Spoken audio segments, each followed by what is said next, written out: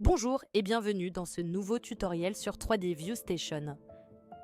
Aujourd'hui, nous allons nous concentrer exclusivement sur les outils d'annotation générale qui vous permettront d'enrichir vos modèles 3D avec des informations textuelles et des éléments graphiques.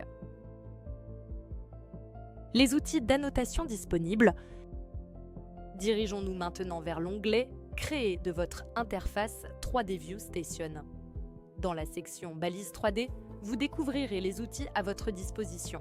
Le premier outil, Texte, vous permet de créer des annotations textuelles classiques directement sur vos géométries. À côté, l'outil Lien offre la possibilité de créer des liens hypertextes interactifs.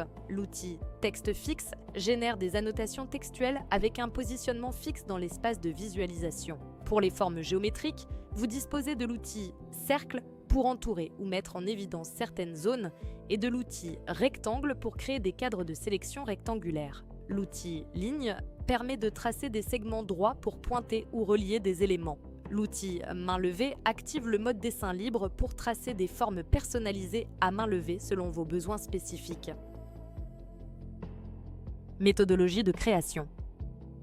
La procédure de création d'annotation suit toujours la même logique dans 3D View Station. Commencez par activer l'outil souhaité en cliquant sur son icône dans la section Balise 3D.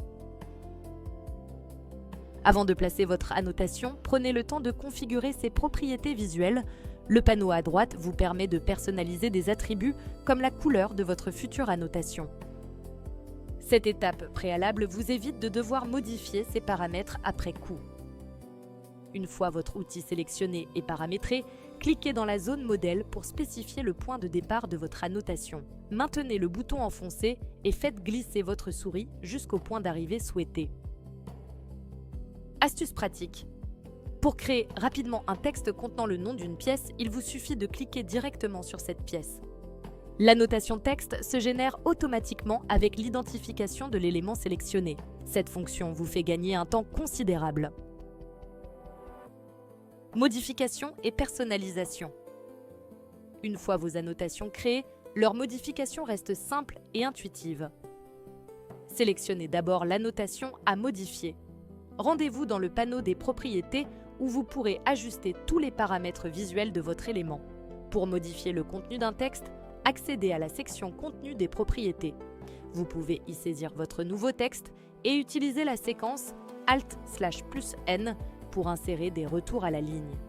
Les conteneurs de texte peuvent être déplacés à tout moment en les sélectionnant et en les glissant vers leur nouvelle position. Pour déplacer l'ensemble d'une annotation, y compris les cercles, rectangles et dessins libres, utilisez les fonctions de transformation disponibles dans l'interface.